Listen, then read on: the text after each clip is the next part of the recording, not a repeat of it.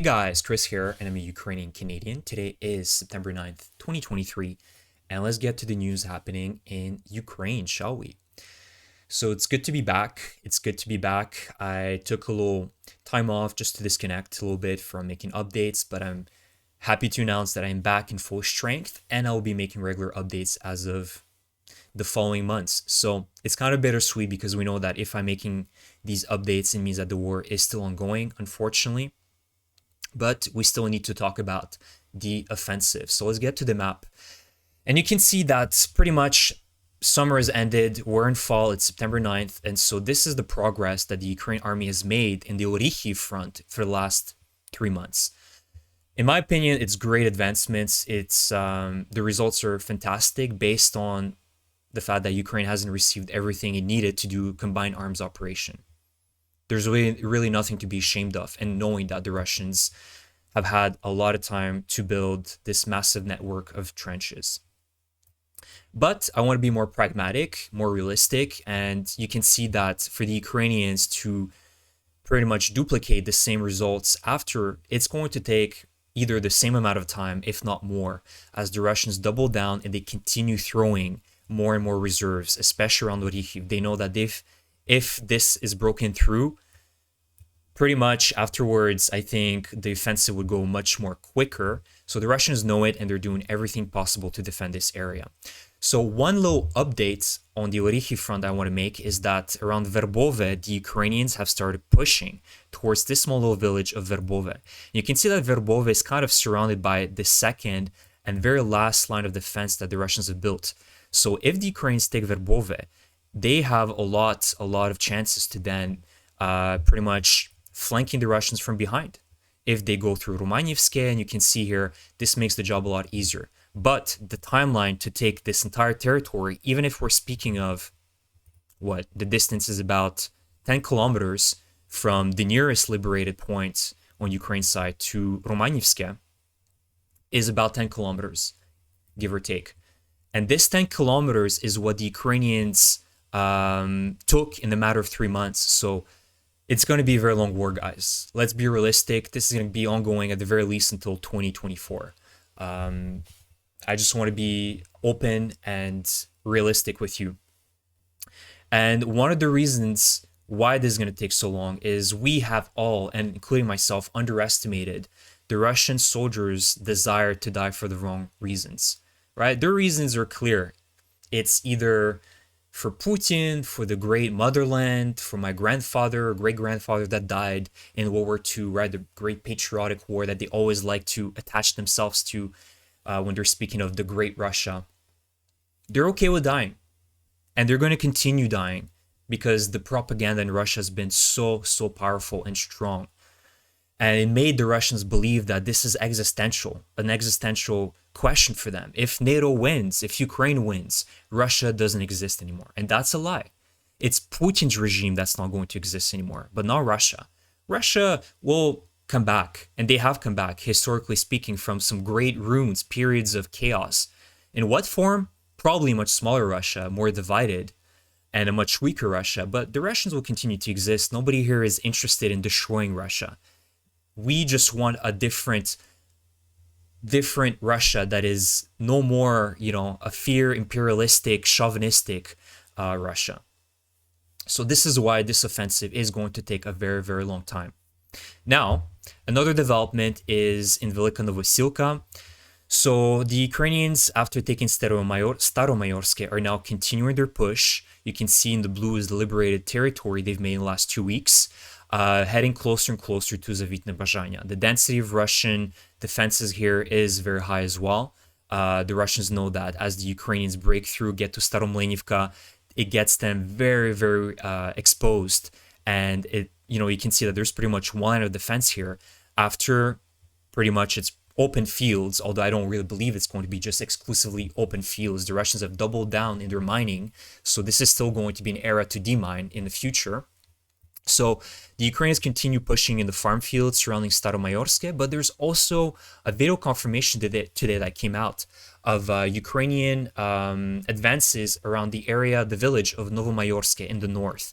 And so there is pro-Russian video footage showing the Ukrainian troops entering the north of Novomayorsk and pushing towards here. So this also means that the Ukrainians have started again to push on the flanks of this front of Velyka Novosilka, and we'll see how that goes. In terms of Avdiivka, Donetsk, so you can see an interesting development is in the last 2 weeks, the Ukrainians have gained back some liberated territory around the area of Opitne near Avdiivka. And this is very important because back, ever since the war started, but previous to that, in 2014, the Ukrainians were holding or had control over Piske, Opitne, and parts of Vodyane, which allowed them to control parts of the Donetsk airport. And the Russians managed to push out a little bit the Ukrainian forces during the initial phase of the invasion in 2022. And so the Ukrainians are slowly taking back these villages that were pushed by the Russians. Or the Ukrainian forces were pushed out of these villages. And taking back or controlling parts of the Donetsk airport is extremely important for the Ukrainian forces. So that's a good development as well. Although we have to admit that Donetsk city and its surrounding areas is a monumental task to liberate this million-plus sized metropolis is going to take a lot of resources, which is not as important as the southern front and breaking in half this Russian land bridge. And Bakhmut remains relatively the same as last time. Of course, the fighting is still ongoing. It's very difficult, but it's small little gains from the Ukrainian side around Klishivka and Andriivka. As the Russians here, and there's constant updates from the Bakhmut demon, who's a source fighting in this area, and he's telling that constantly and every single day the Russians continue pushing, driving reserves to reinforce their defenses. They do not want to lose Bakhmut. And the north. This is where the Russians are trying to distract the Ukrainians to no real avail, to be honest. They just don't have the capacity to have these Lysychansk, Severodonetsk types of offensives back in June, July of 2022, where they were just throwing everything at the Ukrainians in terms of the artillery, and the Ukrainians had no response, so they had to withdraw. They don't have the capacity anymore. They were losing so much artillery that pretty much Russia has no capacity to conduct these huge offensives anymore, which is a really, really great news for Ukrainians, because again, another thing that makes me very optimistic for, a Ukrainian victory is that the Russians have admitted that they're now on the defensive and there's no more hope for them to have these great offensive gains, right? Let's look at the South. The reason why is an army that has aspirations to have these great successful offensives does not mine its rear. They have doubled down and continued mining and mining and mining. This is an army that admits that they're on the back pedal and that they have no hope of a victory. So the Ukrainians know what they have to do. They know which land they're on. This is their land, and they're highly motivated. Whereas the Russians, again, their only motivation is the fact that they believe that this is an existential crisis, existential question for them. And if they lose this war, that's it. Their homeland in Russia is going to be forever lost, which we know is not the case. So that's pretty much the update for today in terms of the map. Let me know, guys, what you think about my assessment. Do you agree with my pragmatism, my realism? When do you think, let's say, the Ukrainians will get to Tokmak? What is your opinion? Do you think the Ukrainians will take, 3 to 4 months? Do you think it's going to be by the end of 2024 only, in the winter, that Ukraine is going to be able to get to Tokmak? Or do you think that within 2024, we should start seeing a massive breakdown of Russian forces and the Ukrainians potentially even severing by the end of 2024 this land bridge, either through Melitopol, through Berdyansk, or even reaching Mariupol? My personal opinion is that I don't think so. I think that this is going to be an extremely, extremely long war, especially with the trickle-down help that Ukraine is receiving. And I'm not complaining here. I can understand some of the reasoning why the West doesn't want to push everything they got to Ukraine, because Russia has nuclear weapons. Russia does have nuclear weapons, And we cannot be certain 100% that Russia and Putin, pushed to the very edge, to the very corner, will say, no, I'm not going to use nuclear weapons. Do you think that Nazi Germany, had they had access to nuclear weapons, wouldn't consider using them? I don't even think they would think a second not using them.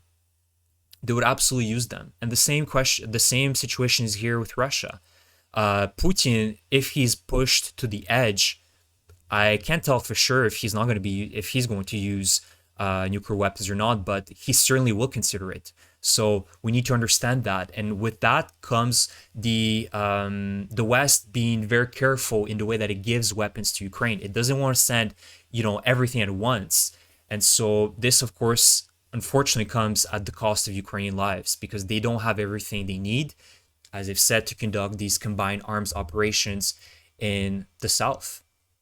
So this is sort of the balance and the realism that we need to bring to the table when we're discussing the Ukrainian offensive. But I remain optimistic. I know that Zaluzhny as a general is a fantastic general, and he has voiced multiple times his desire to save men's lives. That's what counts for him. It's not about him being pushed by NATO generals and other partners, basically being told that you need to do more, you need to launch these massive convoys and massive attacks on the Russian positions. And he says, wait a minute. So you're telling me that basically I have to throw all my men just because you want this to go faster? That's just not going to fly with me. Soldiers are the biggest asset for the Ukrainian military. These are experienced men that know what they're doing, and losing them would be far a greater tragedy than losing a few Bradleys or Leopard 2s or Challenger 2s, which Ukraine has been losing. But that's what they're meant to be. They're vehicles and they're tools. But the soldiers is something that you cannot bring back, unfortunately. So with all that in mind, I am very interested in hearing what you guys have to say in terms of, the timeline for this offensive. I really appreciate your support, and I will see you guys in the next one. Thank you. Take care. Bye.